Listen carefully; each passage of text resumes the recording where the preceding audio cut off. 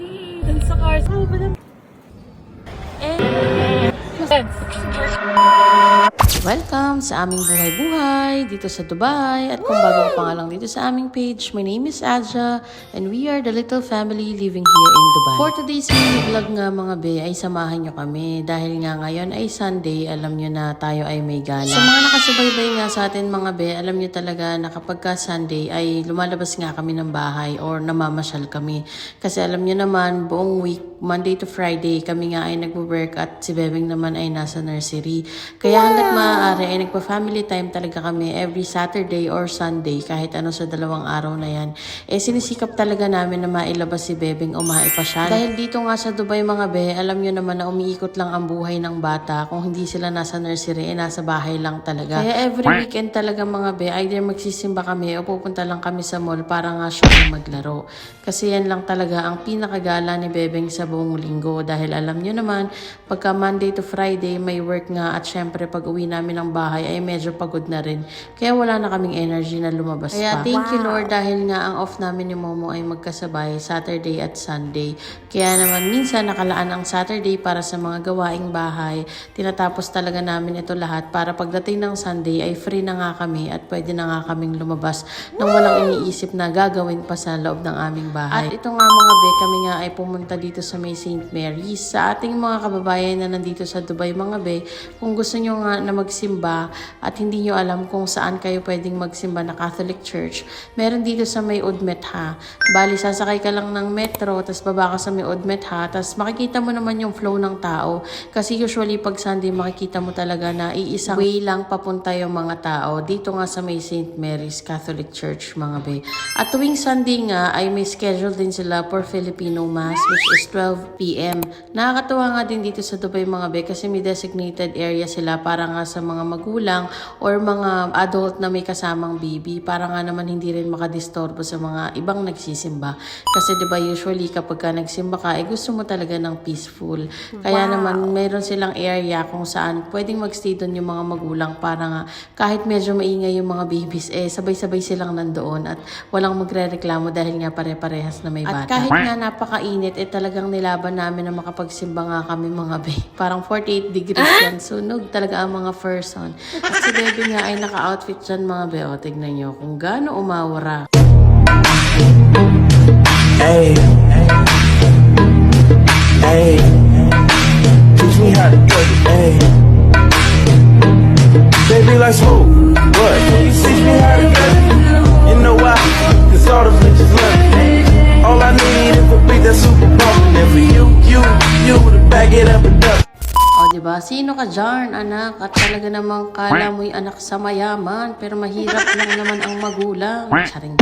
Tapos na nga mga be, after nga naming magsimba, ay dumiretso na agad kami dito sa sasakyan. Si Bebe nga ay nanghingi ng dede. At napagdesisyonan nga namin na dito na lang kami magmumall sa malapit sa Udmet Ha din, which is ang Borjuman Mall. Pagdating nga namin dito sa parking mga be, grabe, naglalagablab talaga ang init, sobra. Kaya naman sabi ko nga kay Momo ay dumaan muna kami dito sa may Carrefour para nga kami makabili na itong mga drinks. Dahil alam kong si Bebe ay init na rin sa buhay niya. Good thing nga rin na sando lang ang pinasuot namin sa kanya kasi yung init para ka talagang malalapnosan ng balat. Ganong level. Ang sakit mga be. Hindi siya yung init na malagkit katulad sa Pilipinas. Yung init talaga dito, literal na init Para kang napapaso, ganon. At ito na nga mga be, nung kami nga ay umakyat doon sa may third floor ng Borjuman Mall, dito nga yung kanilang mga food court. Yummy! Tapos nag-isip nga kami kung ano nga pwede namin kainin dyan. At nauwi nga kami dito sa Sushi Your Way. First time nga namin itry yan mga be. At so far, okay naman ang kanilang ramen at tonkatsu. At after nga namin kumain mga be, syempre ang highlight para masaya ang ating Bebeng ay dinala namin siya dito sa may Magic Planet mga be. Naglaro nga lang dyan si Bebeng ng cars, pati na rin itong motor. At happy na siya dyan mga be.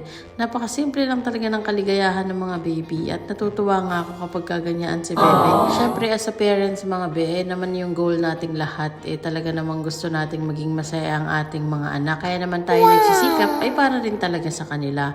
At after nga namin mga be na magtakbo-takbo dyan si Amara Jace at maglaro sa Magic Planet, ay pumunta nga kami dito sa Sarap DG. Recently nga ay nag-iisip kami kung bibili na kami ng camera. Itong ang DJI Osmo Nano ang aming inaay mga be. Pero syempre iniisip pa nga natin kung worth it ba at dapat na ba talagang bumili ng camera para nga sa ating mga vlog. Kasi alam nyo nga recently nag-upload na rin tayo sa ating YouTube channel pati na rin sa ating mga online platform. Nag-check tayo dyan at ang gaganda nga naman din mga be. Pero sabi ko nga kay Momo siguro next time na lang dahil kaya pa rin naman ng ating phone yung ang ating mga vlog serye mga be. Tapos ayan na nga rin si Amara Jace nung kami ay pauwi. Napagod ang person kakatakbo. At syempre hindi lang siya dahil ako naman kakahabol sa kanya. Ganyan talaga ata ang buhay pag may toddler ka mga be. Ay na nga't nagsayawan pa ang mga person. Pero yung auto pinapasayaw ko naman na para makarenda pa left, pa right. Swerve, slide, glide, on your side, slide, At si Amara Jace nga dyan, kung makatingin sa amin, parang nagtatanong, ano kaya ginagawa niya itong mga magulang ko? Diba? At makalipas nga lang din ang ilang minuto mga be, ay nakarating na rin kami dito sa aming parking. Yung parking nga namin ngayon mga be, katapat lang din ng bahay na tinitirhan namin. Next time, iba-vlog natin yan mga be, dahil nga hindi nga pala kayo na-inform na tayo nga ay nakalipat na sa ating bahay. Dahil alam niyo naman dito sa Dubai, ang bahay ay ginto mga be. So masahod ka na lang talaga para magbayad ng bahay. Ganong level. Pero syempre, charing lang. Tignan nyo at nakakagala pa kahit papano.